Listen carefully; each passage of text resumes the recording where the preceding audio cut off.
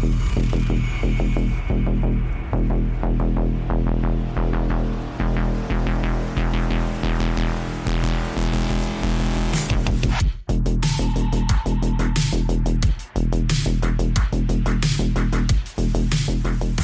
welcome back to Gopher's Workshop. I'm your host, Aaron, and joining me, as always, I guess, is Chris. You just, I guess me? I did, I guess you.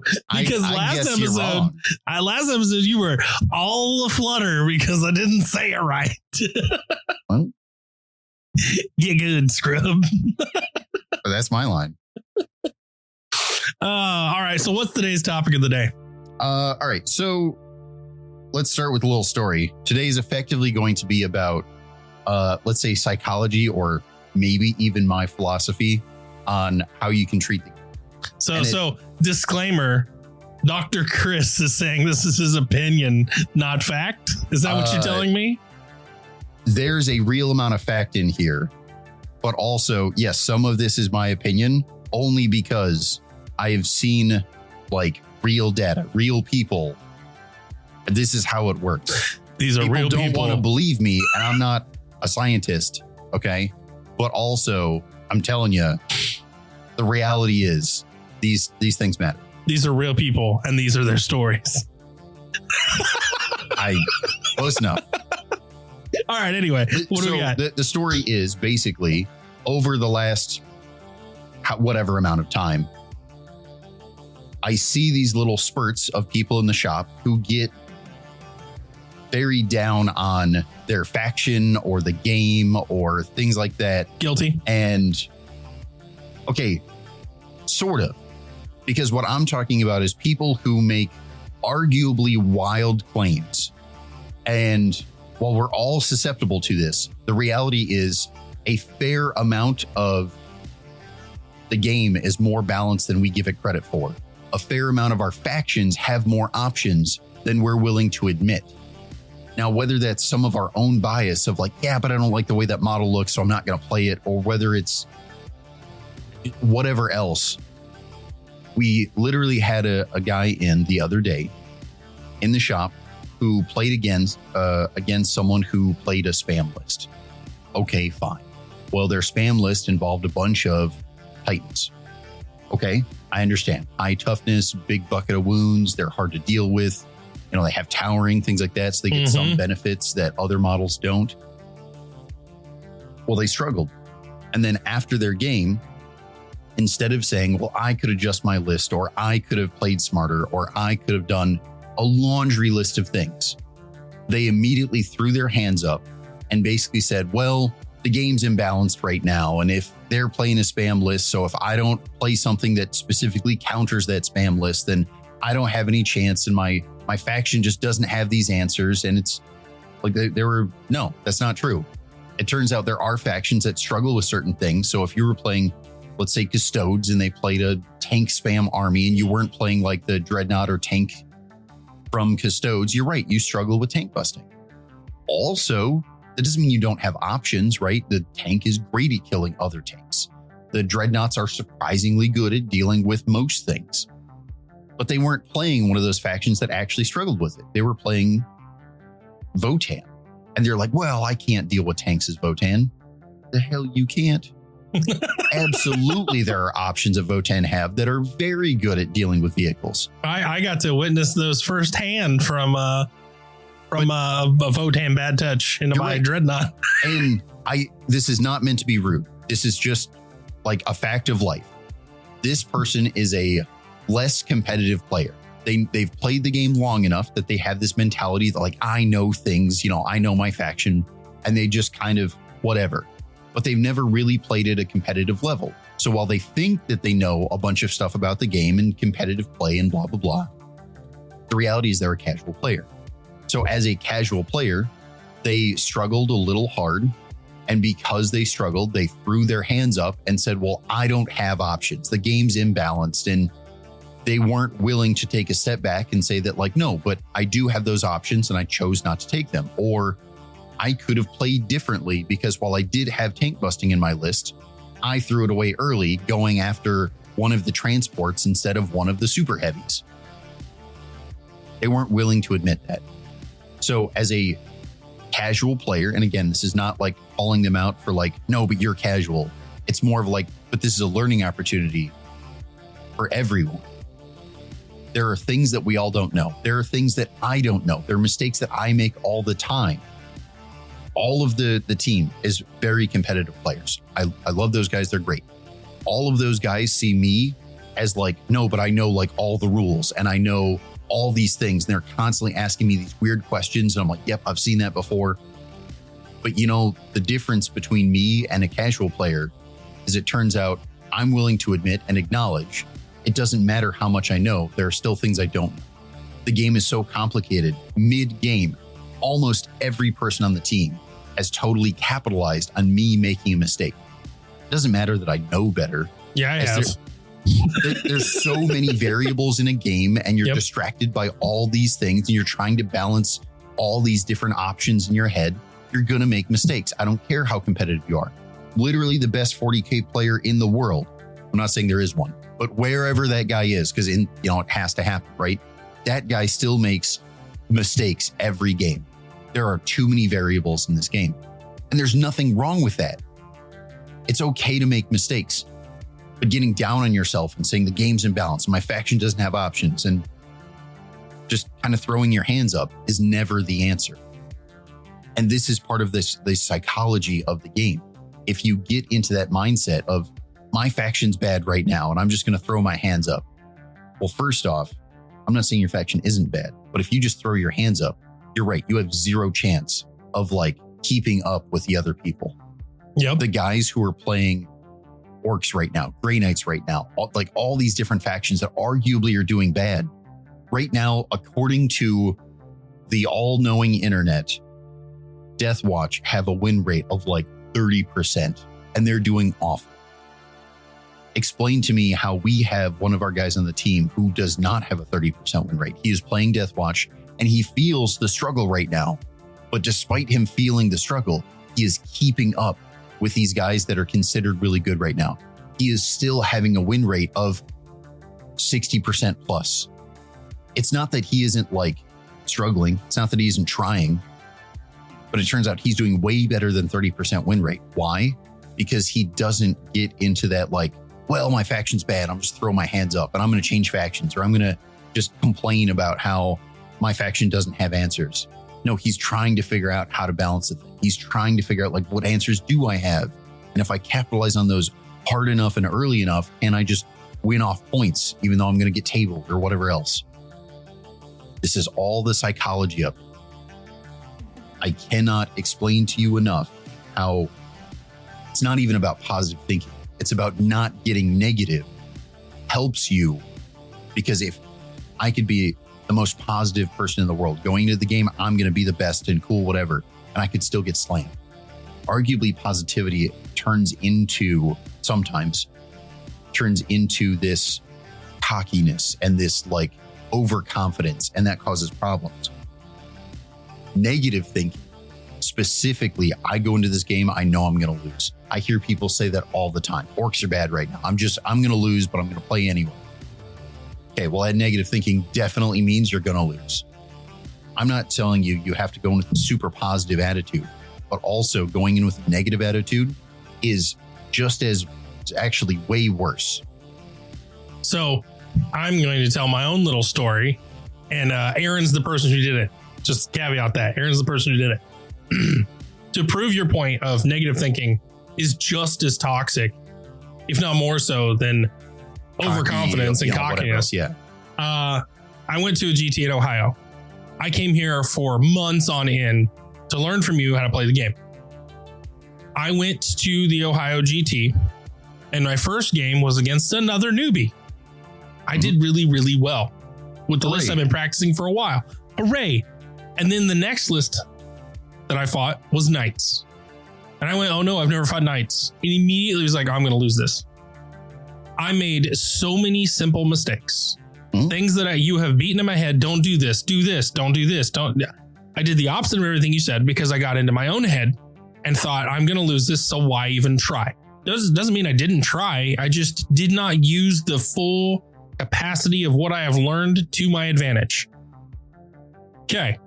Problem number 1. Problem number 2 is my next matchup was knights. And guess what I did in the next game? Yep, the same thought process. Even though arguably I just had a match, I should already know what I should be doing. Yep. Learn from your mistakes as quickly as possible. And you could have, in theory, right? I'm not saying it's easy to do. It's not, right? No. Like staying calm when you're like losing by 40 points, like it's not easy to do. We are all like human, right? We want to win. We're all being emotional. Like that happens. But also you want to win. It turns out you have to do the thing that doesn't come easy. You have to remain calm. Yep. I'm like super upset that I'm losing by 30 points. And if I'm upset that I have like very little chance to win here, I'm definitely not winning. But if I stay calm, let my opponent get a little cocky, make some mistakes, and I stay calm and capitalize on those, I have a very real chance, a small one, but a very real chance to come back.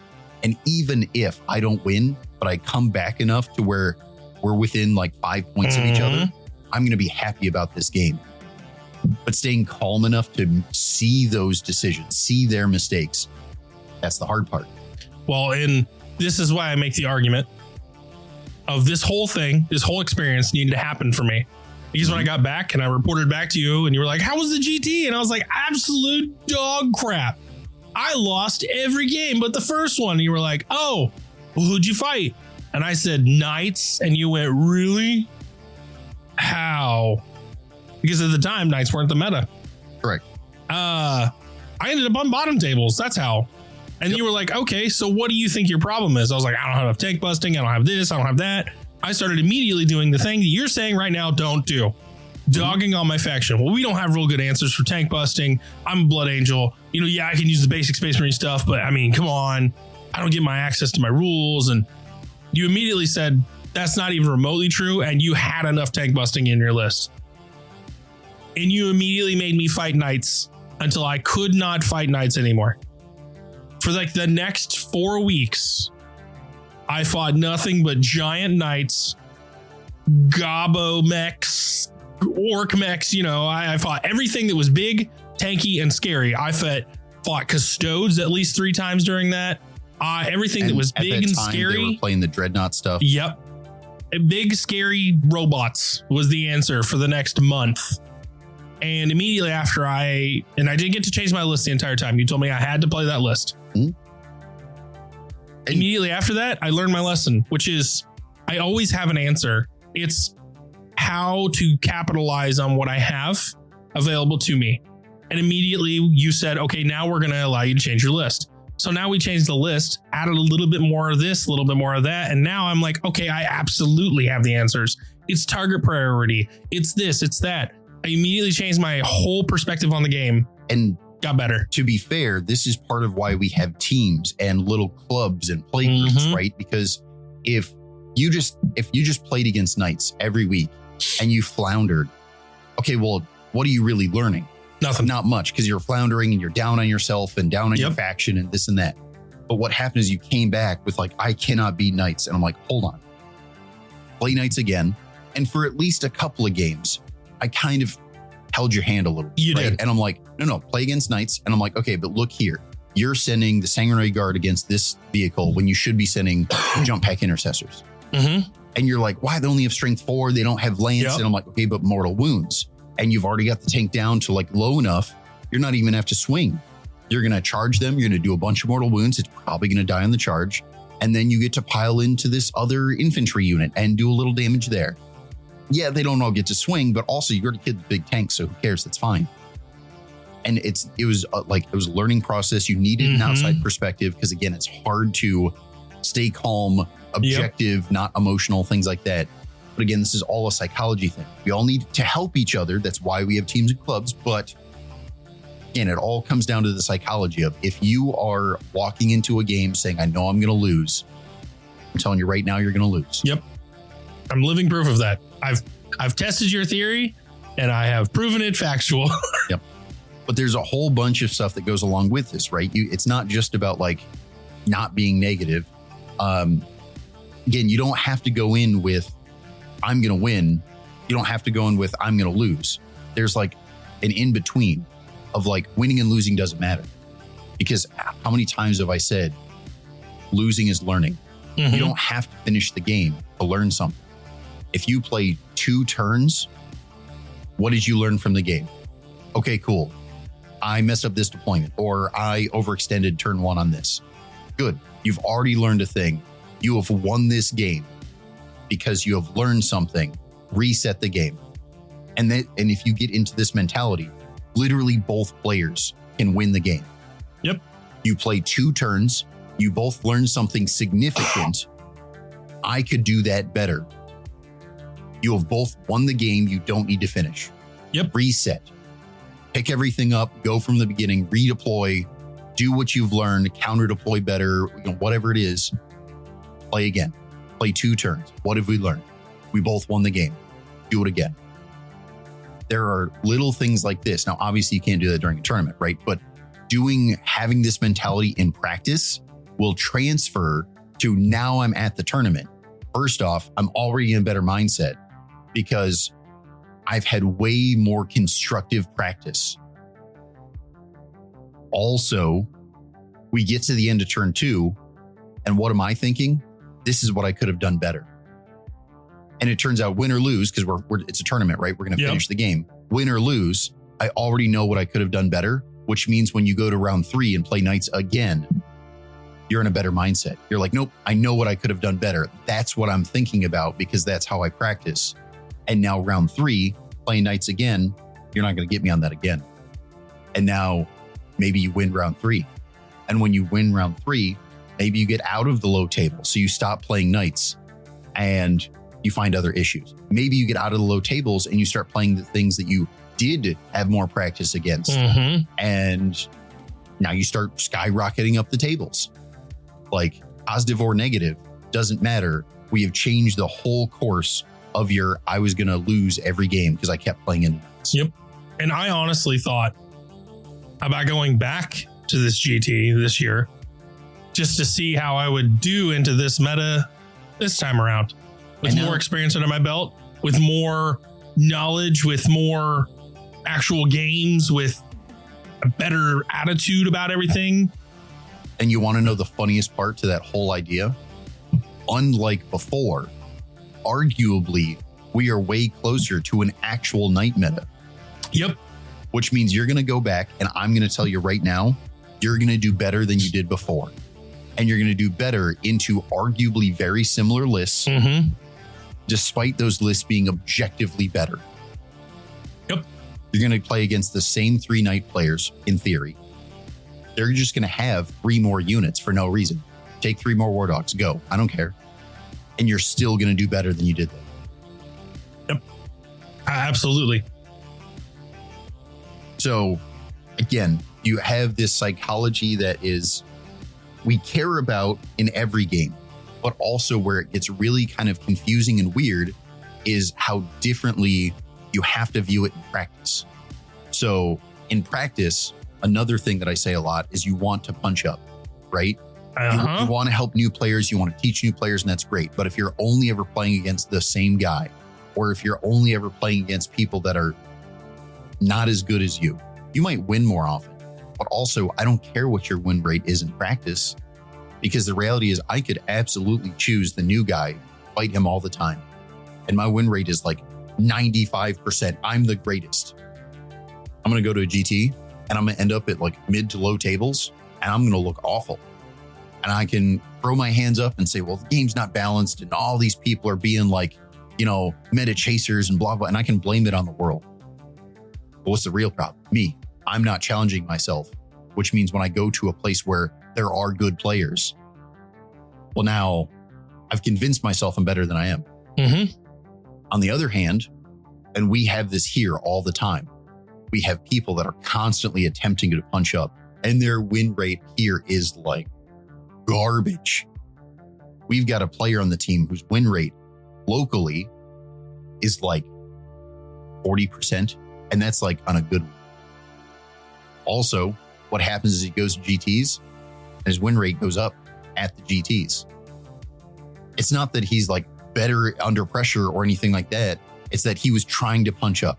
And now that he goes to a GT where he can't actively choose someone better than him, he's going to end up with more players at or below his skill level because they aren't trying to punch up as much as he was. Yep. And he's just going to do better.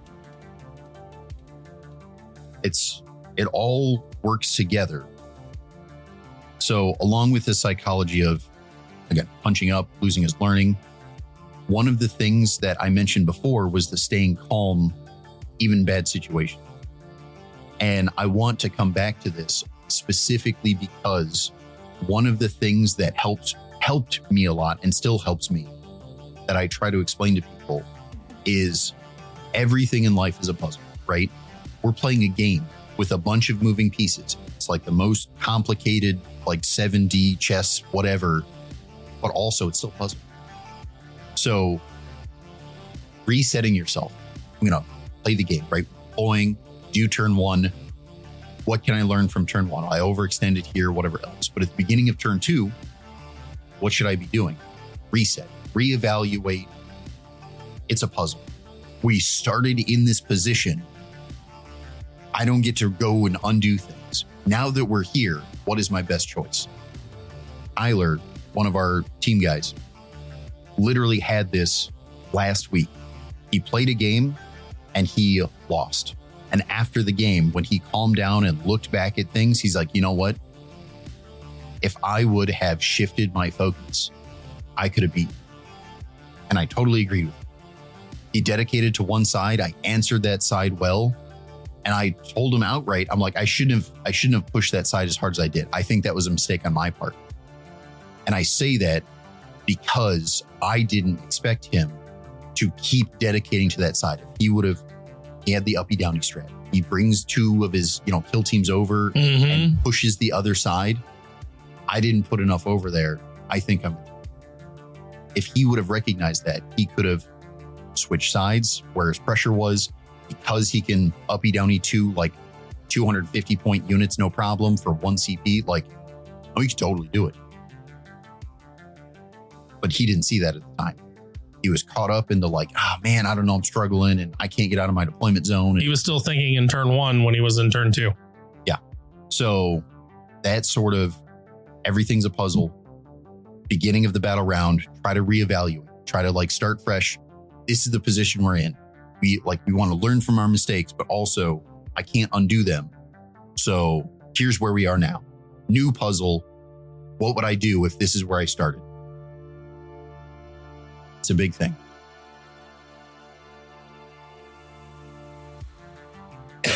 Along with seeing it as a puzzle, you should see things as a challenge. I know we started this episode with the idea of a bad matchup, a skew list, a whatever. Don't see it as it's a skew list and I didn't bring enough tank busting, or it's a skew list and I don't have any board busting because I have too much tank busting. All of that might be true, but if you see it as a challenge, no, but you could still make the score closer than you think. You could still make it to where their skew list counters you pretty hard. But if they make too many mistakes, I could punish them for it. I could make the game way closer than it should be. And this type of mentality keeps the game close. It makes it where if they make too many mistakes because they're cocky or because maybe their list does counter yours, but they don't know how to pilot it yet, it doesn't mean you can't win. The reality we have to come to, and this, I don't care if we're talking about 40K or sports or whatever. The reality is there's always going to be someone better than you. Okay? Even the best 40K player out there, there's still someone better than him because there's someone who has a faction matchup that he doesn't know. Even the, again, air quotes, best guy out there, he can only hold so much knowledge. He can only keep track of so many things at once. Best guy out there, even if he's meta chasing and all this other stuff, what's the reality? He can only play one faction at a time.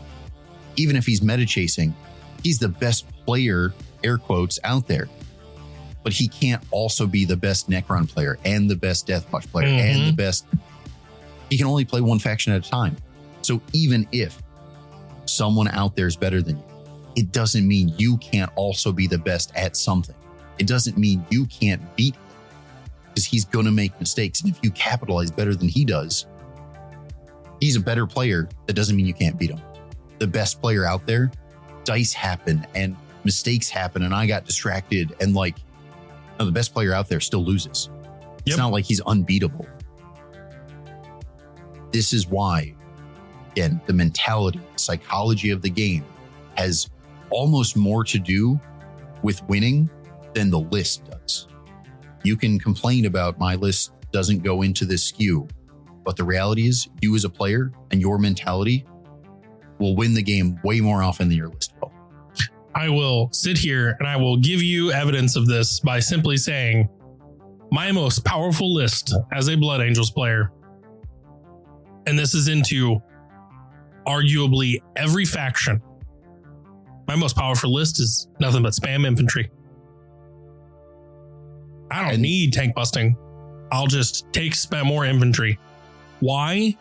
Because I have acknowledged and recognized what my limitations for my faction are. I've acknowledged and recognized what the best choice of detachment for me as a player is. And I have acknowledged and recognized that sometimes I have to press hard into certain styles of list building to benefit myself as a player. Sure. And let's follow that rabbit hole, right? There's several things you said there that I think we should touch on. So we'll start with finding your style of play, right? Again, I love using Tyler as an example, mostly because he like gives real honest effort, right? When he first started playing, he was playing Guard, and he said, this was before we had all Krieg stuff. He loved horses. He wanted to make them. And at the time, according to the internet and most players, Guard players even, they're bad, right? But I said, no, that's the style you want. You're going to have to put in more effort, but we can make it work. And what we do, we found out if you took a critical mass of horses and you used them and treated the list kind of like Space Wolves or something like that, you could totally make it work. And he did. So finding your style of play, even if it's considered bad right now, it doesn't mean you can't win. It means you got to stay calm. You got to make smart choices. You got to capitalize on their mistakes. Also, you can totally do it. So in finding your style, it also means realizing the reality of the game at the moment, right? So if the game at the moment says you have two versions of horses, this one's better than that one in this scenario, okay, maybe you have to play the other style of horse, right? So there's like some realities of the games, and those are overcosted. These are just better, and they do the same thing. Yep. But that doesn't mean you can't still use that style of play of like aggressive melee despite being a Guard player or things like that. You can find your style while using the realities of the current points levels or whatever else to fit your style while matching what currently is the answer. Okay? So you don't have to give up your style, but you may have to make some adjustments based on the reality of the game.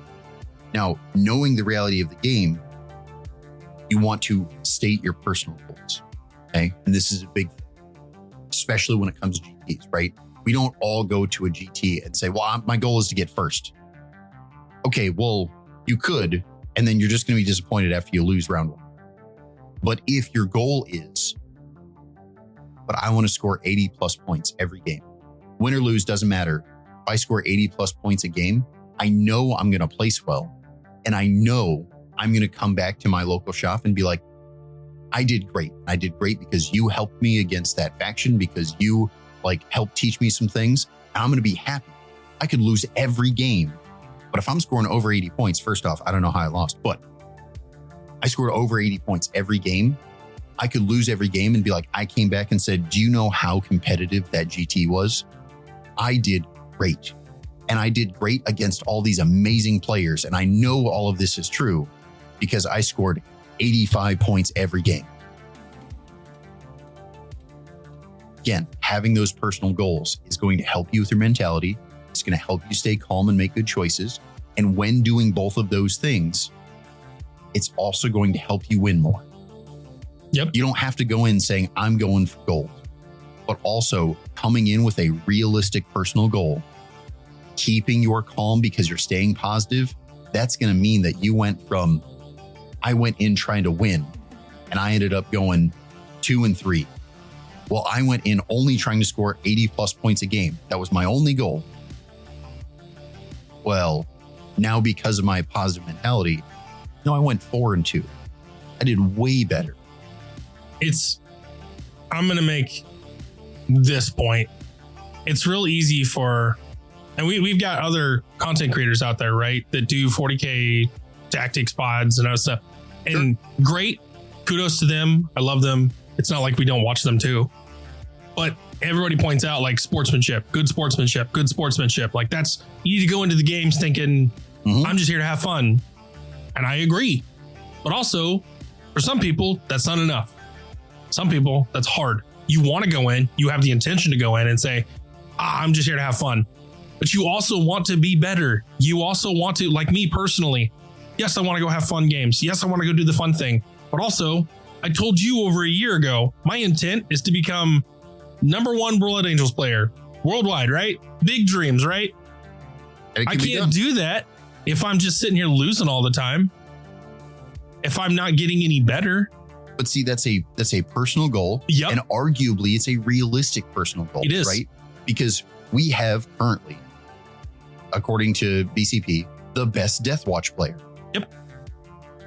No, it turns out if you have a faction that's less popular, or even if you have a popular faction, a realistic goal is to, I don't need to be the best player out there. I just want to be the best Necron. Already more achievable. Yep. I'm not saying you're going to get there. You're going to have to put in a bunch of work. But if you do, that's a realistic goal. But the thing is, all of these things you're saying, my point with this is, yes, I want you and I need you as a player to go in and have a good time and be a good sport. But also, you have to acknowledge what your goals are. Yep. And you have to put real limitations on yourself for those goals. So like my goal of being #1 Blood Angels player. Well, every time I lose, it feels bad. Doesn't matter if I came to have fun. Doesn't matter if I wanted to have fun in the game. I need to put a realistic cap on my mentality that it's fine that I lost because now I get better. And that's what keeps the game fun. That's what keeps you a good sportsman. That's what keeps you in the mentality you need to have in 40K when you're trying to be competitive. You put those realistic caps on yourself saying, I know I lost, but I learned a thing and that's what made it fun. That's what made this worth playing. I'll double down on that. So effectively, we're saying know your limits, right? Yep. Well, it turns out you have to be realistic about your limits. Mm-hmm. You know what the #1 player for every faction of the game has in common? None of them are undefeated. There is not a single player in the game that is undefeated. The best player in all of 40K has lost games. Period. That's all there is to it. Mm-hmm. Whether you want to say this edition, like the best you could say is maybe they didn't lose a game this week. And you know what is probably true? They didn't lose a game this week because they weren't trying to punch up. And you don't need to punch up every week, right? Like you can have games where you're helping other players out. Yep. And you can be the guy they're punching up into. That's very good for you and for them. Making others better gives you more people to challenge you. It's okay to not punch up, but also everybody loses. The best player in the game, the best Blood Angels player, the best Death Watch player, they all lose games. It's okay to lose. So you need to know your limits, but also it's almost more to say you need to have a understanding of what limits are reasonable. To say, I lost a game, that feels bad. You're right. That's dumb, to be honest. And that's not to be like rude. It's just because if we take a step back, if I never lost a game, I am definitely not challenging myself. You're right. If I never lost a game, I am definitely not learning as much as I could be if I was out there punching up, learning things from players better than me. Yep. But this all goes into, yes, we want you and need you to go in with a good sportsmanship, mentality and for the love of the game and to have fun every game you play competitively and non-competitive. This is the mentality you need to have. But you also need to acknowledge what is going to be able to make that mentality possible for me. I have to put real limitations on myself. I have to acknowledge that failure does not mean failure. Failure, loss in this case, losing a game means learning something new. I have to acknowledge that. I have to acknowledge that I'm going to lose because there is going to be someone out there eventually better than me, or I'm going to make more mistakes than the other person, or whatever the reason you lost. You have to acknowledge a loss is a loss.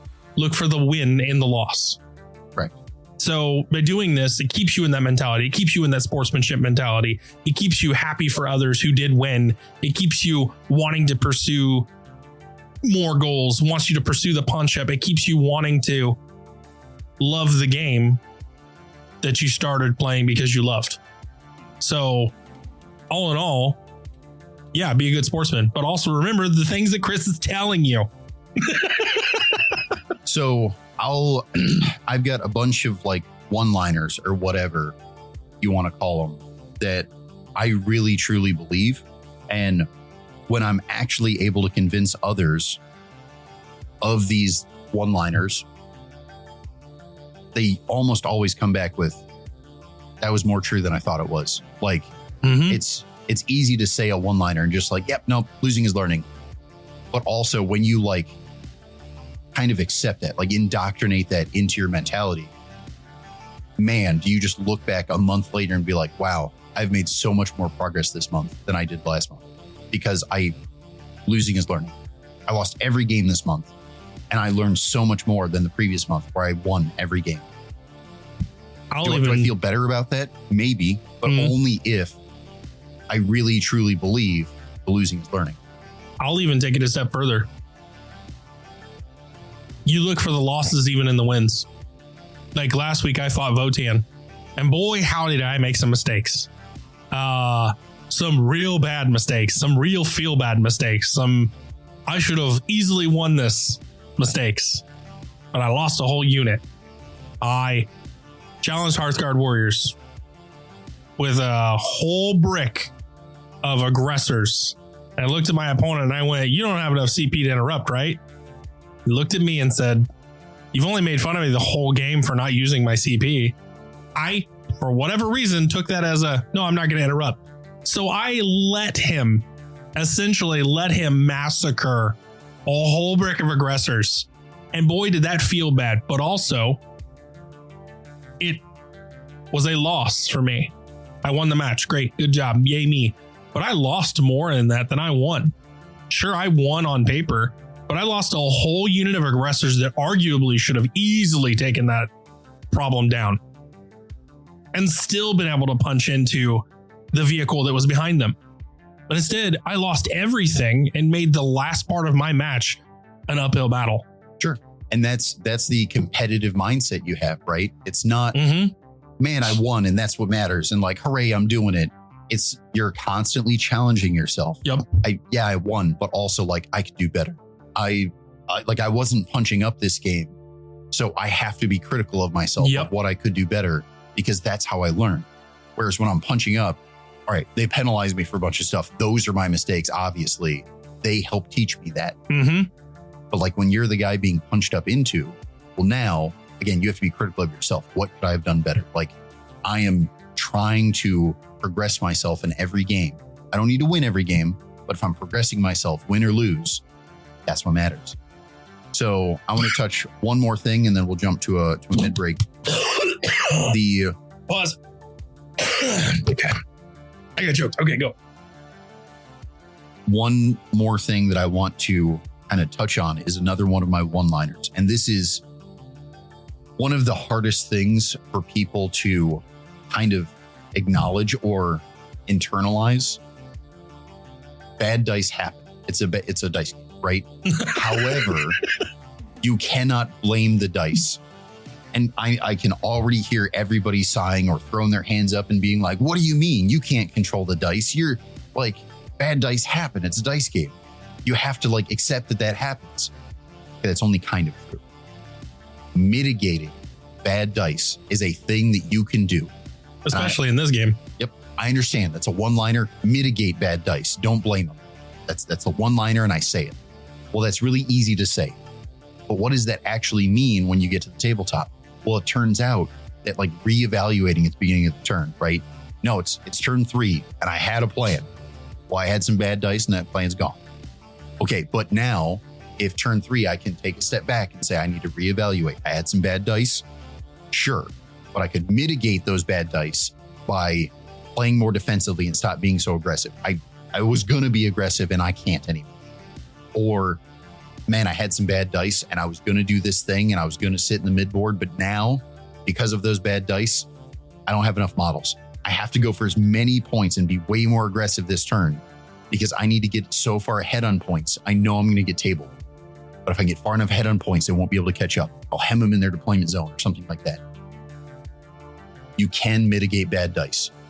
Blaming the dice as to why you lost, there might be some truth in that, but there is, I'm going to tell you right now, way more truth in, again, the player matters more than the list. The player matters more than the dice. If you absolutely spike high on the dice and they spike low on the dice, sure, it feels like the game got handed to you. But your opponent, you could have made different choices. And despite those dice, the game could have been closer. Mm-hmm. Mitigating bad dice is a thing that people need to try to do more.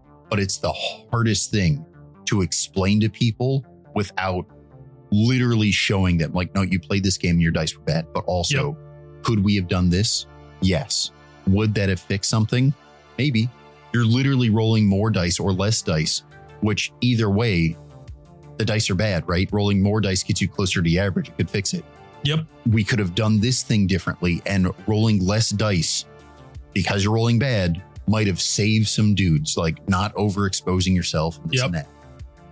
It's not easy for me to just explain on a podcast. It's one of those things that I need to be standing there with your game and like help you do a thing to show you what it is I'm talking about. But I want to put this in your mind of, but it exists. It is real. Yep. Mitigating bad dice is a thing that exists, and it exists way more than most people are willing to give it credit. I will give you a perfect example to sum this up before we take our mid break. Target priority. You looked at me when I built this new list and I had all kinds of crazy melee. I looked at you and was like, I don't know how I'm supposed to kill tanks with this.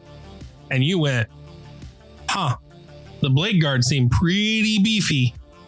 I said, yeah, and I've been oathing everything I throw them into. And your answer was, why?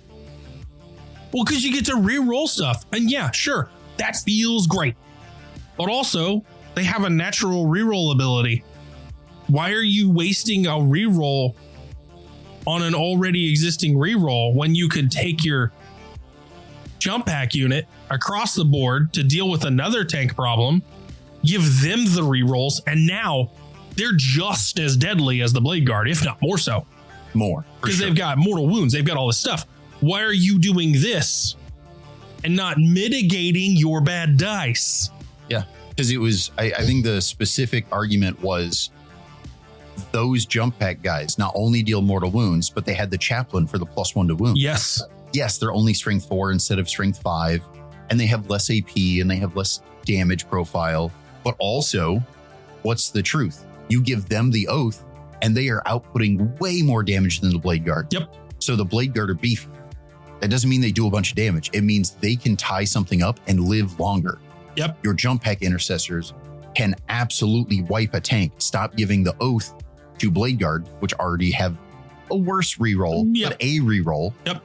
And give it to the thing that absolutely, if they had the reroll, could output way more damage, even with the worst AP, even with the worst damage. Yep. The only time, and from that game, I've killed Angron with jump pack units, I don't know how many times. In fact, every time I fought Angron, jump pack unit goes in, murders them in one fight phase. Yep. And it feels bad for the Angron player because they're like, well, he just came on the board. You're right. And when he comes back, I got a whole jump pack unit that says you ain't staying. But again, that wouldn't be the case had I not mitigated the dice. I learned better target priority. Yeah, and the learning better target priority is a lot to do with it. Because before, I kind of, let's say, showed you the way of the jump pack intercessor. But it's a very easy trap to fall into, right? Because what is better than a jump pack intercessor? Well, in a bunch of ways, the argument is Sanguinary Guard are way better. They've got Lance, they got higher strength, they got higher APs, higher damage. They're better in almost every way. They got more wounds. They're crazy. Yeah. But then what's the, again, the reality of the game? No, you could throw Sanguinary Guard into Angron and you might kill him. But also, they have less dice. They have less this and that. Yes, jump pack intercessors don't have Lance, but they have a chaplain, which is basically giving them better than Lance because it's just +1 to wound all the time. Yep. And the difference between strength 4 and strength 6, I mean, your detachment says strength 6 and strength 8 against Angron. There isn't one. They're effectively the same. They're both wounding on 5s, period. But this one has Lance and this one has +1 to wound. Again, it's the same, but now you've quadrupled the number of dice. I've got 47 chain swords. What? That's probably not the right number, but you get the point. I have an ungodly amount of chain swords that I have to roll. And sometimes I look at people with puppy dog guys and go, you really gonna make me roll all of these? Because you know what's about to happen. Okay. And that is you being a bit cocky, but also not when it's a tank. But sure. But and I'm wounding it on 3. Yeah. So there's a lot of that of better target priority. Yep. Helps mitigate the dice. And it's in ways that don't always make sense or isn't obvious to a more casual player who hasn't been shown these things. Yep. Right? Again, Sanguinary Guard on paper better in every way. Why would you ever take jump pack intercessors? The answer is they're cheaper. Okay, well, I guess that makes sense, right? But that's all on paper. When you get to the table, man, but Sanguinary Guard are really good at elite busting. But it turns out tanks rather have jump pack intercessors most of the time. Yep. That doesn't mean Sanguinary Guard aren't worth taking. They're tougher. They're again, they are better at elite busting than Sanguinary Guard or than jump pack intercessors might be. But your target priorities change when we get away from what it says on paper and get to the table. Yep. They have different jobs to do. Well, we could get lost in this conversation for a while, but is there anything else you want to say before we take a mid break?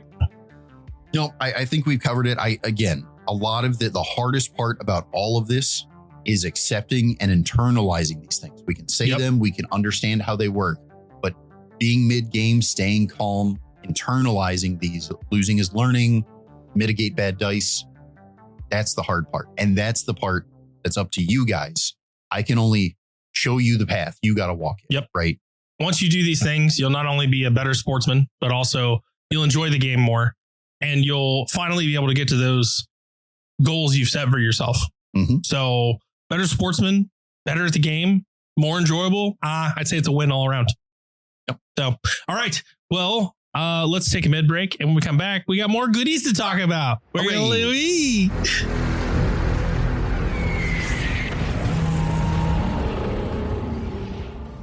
Well, here we are in the middle of the show.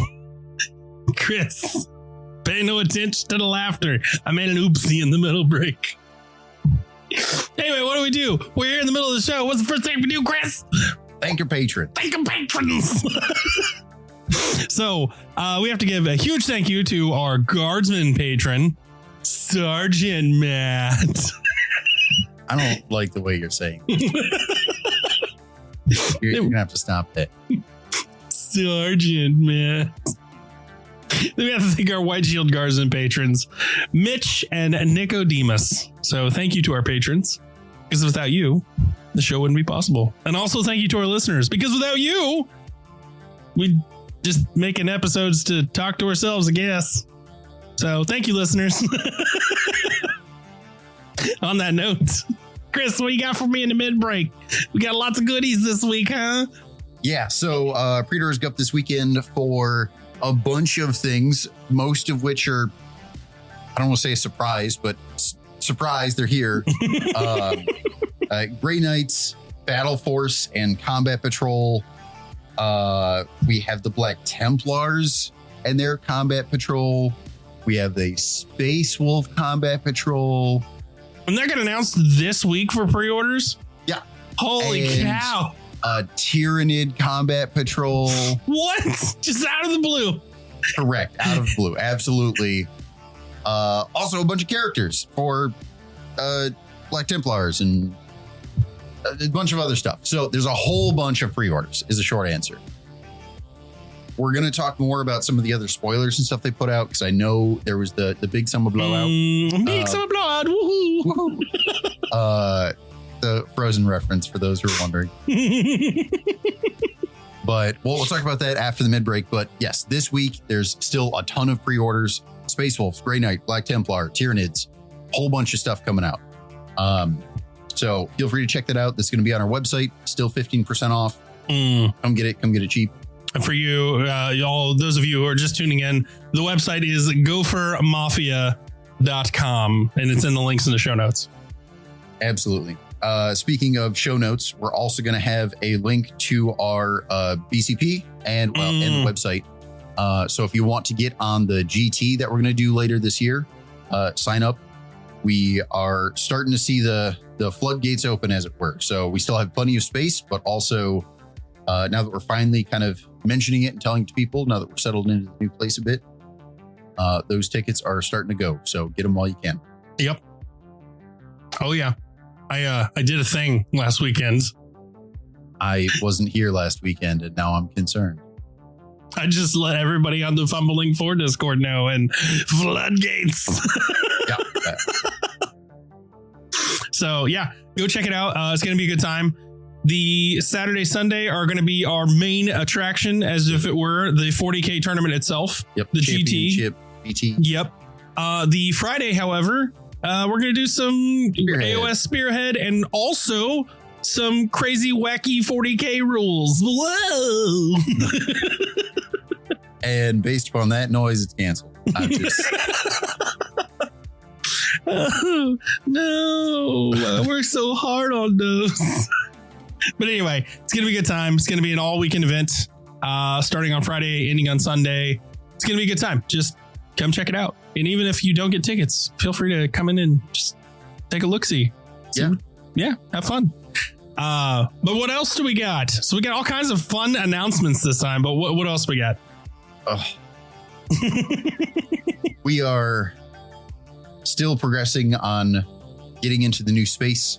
We're doing really well. We've got a bunch of stuff kind of tackled. All the tables are up, at least for now. We're still working on cleaning up some other stuff and kind of still settling in, but making good progress on the store.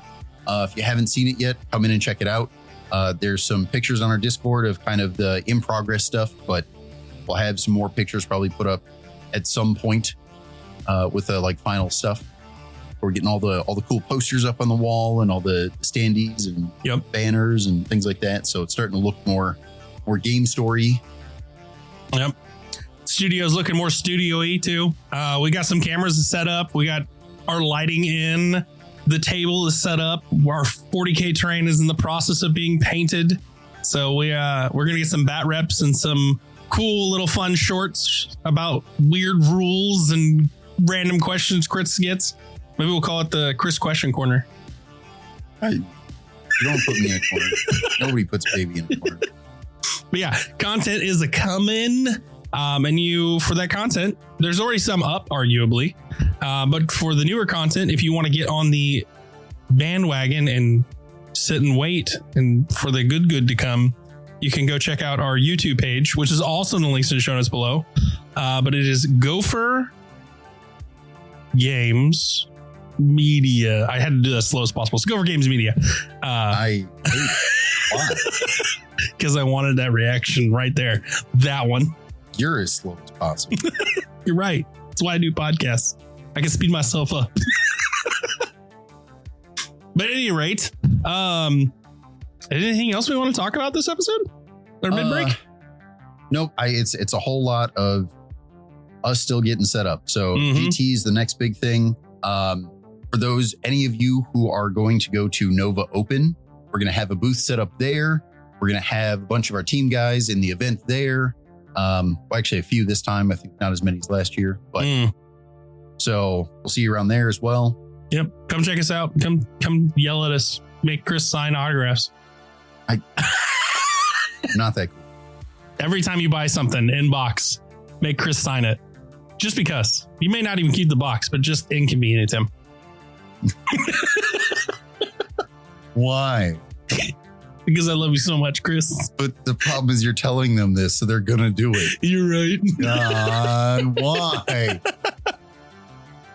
Well, if we don't have anything else in the mid break, one last shout out for all your pre-orders and all your GW needs and any of your tabletop gaming needs.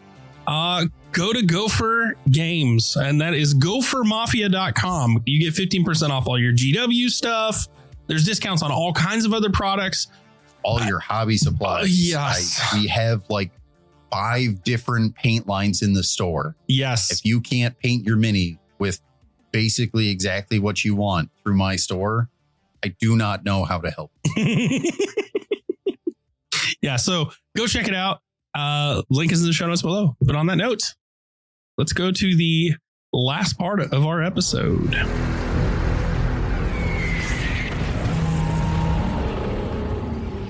Well, here we are.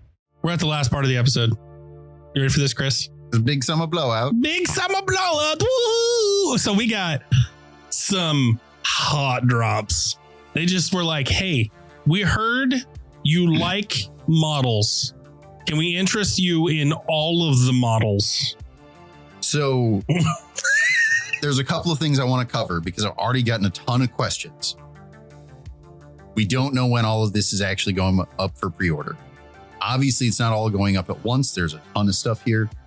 Also, this is, while they gave it to us like in an order, like number 1 was Votann, number 2 was Tomb Kings. Like we don't even know that they're going to come out in that order. Mm-hmm. Okay. We don't know when they're going up. However, a bunch of cool stuff, right? Everyone's excited about something here. This is more, say, leaks or previews than we've gotten from GW in a very long time. I'm also disappointed, but those are speculations. I'll save those till later. You're already disappointing. No. So, as I said, Leagues of Votann was one, which I'm not going to say doubles their line, but boy, howdy, is a lot more stuff. So there's a ton of stuff coming from Leagues of Votann. Super cool. Tomb Kings, Flesh Eater Court, Night Haunt, yada, yada. We're going to skip through some of this because I don't know that all of it's super relevant to our group. At least. Age of Sigma or Age of Darkness, which is to say Horse Heresy stuff, Legion Imperialis. Legion Horse Heresy stuff looks very cool and is very proxyable, especially for you Chaos guys. Mm-hmm. So Space Marines. This is a hard 40K, just like Votann. We got a bunch of stuff here. So I want to call out a couple of things because we've already seen a little confusion. There is some of these character models are replacing current models. So, for example, Salamander's Man, Vulcan Hassan. This is a hard replacement. So you're not getting any new data sheets. This is just a new updated model. Maybe they update his data sheet. Kind of unclear. We'll see. That being said, I say unclear. They've hinted at, I'm pretty sure he's getting updated data sheet. That being said, we have some other ones. Lysander, new data sheet. Then the Raven Guard and Iron Hands are getting brand new data sheets. White Scar's also brand new data sheet. I'm not sure if we're going to keep some of the other stuff they have, but brand new data sheets. They also showed the new combat patrols for Salamanders, Imperial Fists, Iron Hands, Raven Guard, White Scars. All that stuff is coming. Some of these, I'm going to tell you right now, hot stuff. They're going to disappear fast. Some of these combat patrols are very good. Some of them, I don't know. We've had this discussion before with whenever you include a named character in a combat patrol, it makes it kind of harder to get multiple, which isn't bad, but also at least you know it's going to stick around a little longer. We'll see. One of the things I did want to kind of point out is the White Scar jet bike. Yes. I'm going to tell you right now, this is not a one-off model. This bike, different rider, but this bike, we'll see some stuff. That's to see a lot of. Mm-hmm. I'm so ready for jet bikes to finally be a thing. Arguably, they already are, right? Yes. But so there's still Marines. actively one model that is a jet bike and Space Marine. Is there? Yep. In Dark Angels. Oh, The old okay. Yeah. Samael. Yeah. All right. But this, I would like to point out, is like clearly a Primaris like Rev bike, whereas the Samael is jet bike, let's say. Like it's not using the same kind of grab tech and whatever else. That being said, that's like an old model. It's still in fine cast. That's probably going to get updated at some point too. He may turn into a grab bike. Can we just talk for a moment? I want to hit home something besides the jet bike. Sorry, the grav bike. The Salamanders Combat Patrol. Pretty good. It's extremely good. It has one drawback. It's the character. Correct. Not only is it a named character, but it's not even the new character, or I should say updated character. It's the one that, if you're already a Salamanders player, you might already have it. Yeah. And that kind of stinks. Yep. That being said, all right, fair. Like, it's still a super good combat patrol as far as like the rest of the box. Very happy. Yeah. I think some of the others are better just because, again, they don't have that, like, for lack of a better term, character flaw. Yeah. Yeah. It's to get an ATV in the combat patrol. That's pretty good. So I want to focus on a disappointment I have, which is, and this leave me out of this. This is just a quick thing. During the Adepticon preview show we got, right? And even then after, they kept talking about Salamander, like they used the logo, and there was like the rumors of the internet said that, oh, Salamander's gonna get their own codex. I even got hyped up about this. Now these combat patrols come out. I don't know if that's gonna be I don't know if that's gonna happen. To be fair, I was arguing against that from the beginning. You were. The only reason I think Salamanders would get a standalone codex is if they also got their Primarch, which will happen one day, right? It's gonna happen. We'll find all the Dragon Balls, come back, it'll be great. But I don't think they're gonna get their standalone thing until then. Yep. And the reality is, even when they get their Primarch, there's a chance they don't, because like Gilliman doesn't have a standalone codex, and arguably he really should. Whatever.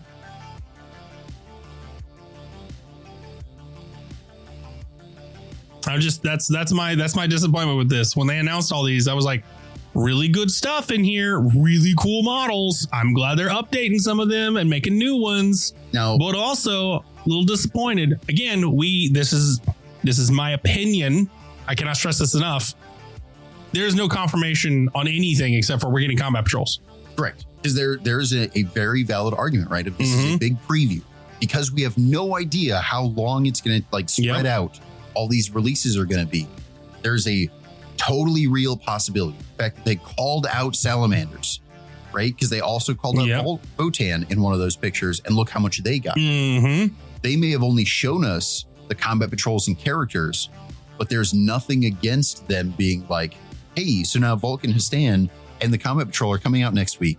Oh, by the way, here's like a new unit of heavy flamer guys, and here's a new unit for this, and like spikes with flamers or I don't know what, right? Mhm. So we may get more than this. Yep. This is just a preview. This is not to say this is all you're getting. I'm not going to tell you this isn't all you're getting because this might be it, right? I don't know. But it's far enough out because according to the roadmap, pretty much all of those Space Marine things, or at least the Salamanders and Votan, were both scheduled to be in the fourth quarter, I believe, which means because all the grayed out pictures, I'm pretty sure fourth quarter, right? I think so. Yeah. So if that's the case, that means we're not getting any of this stuff until 2 months from now. Maybe we get like the Raven Guard and the Salamanders because they were not Salamanders, Raven Guard and like Iron Hands characters. Maybe we get those early because those weren't on the roadmap at all. And that'd be cool. Not opposed.